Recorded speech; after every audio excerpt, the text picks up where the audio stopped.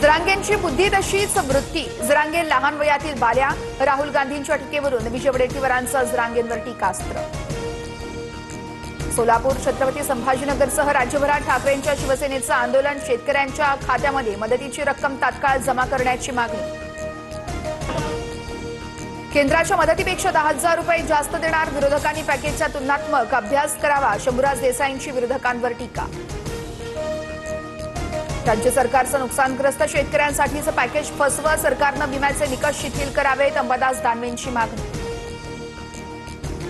छत्रपती संभाजीनगरमध्ये उंडण गावातल्या शेतकऱ्यांना बँकांकडून वसुलीची नोटीस. एकीकडे अतिवृष्टीमुळे शेतकऱ्यांचं नुकसान तर दुसरीकडे बँकांची नोटीस.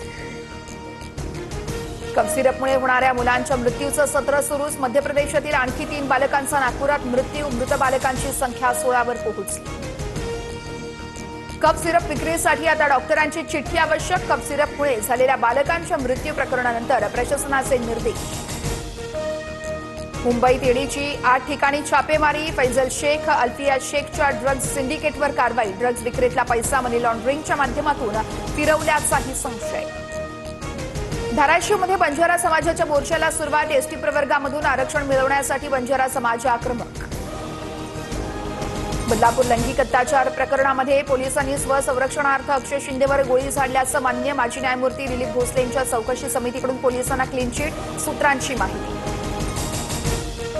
बीड पुन्हा एकदा हादरलं. शेतीच्या वादातून महिलेला बेदम मारहाण. महिलेची प्रकृती गंभीर. यापूर्वीही आरोपीकडून 3 महिलांना मारहाण. सोनं आणि चांदीच्या दरात 2,000ची वाढ. सोनं 1,22,500 प्रतितोळा तर चांदी 1,53,500 रुपयांवर.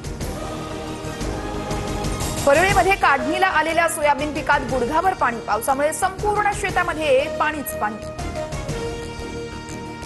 हेल्मेट सक्तीसह प्रखर एलईडी दिव्यांना प्रतिबंध. हेल्मेट सक्ती करा. प्रखर एलईडी लाईट्स बंद करा. सुप्रीम कोर्टाचे राज्य सरकारला अंमलबजावणीचे निर्देश.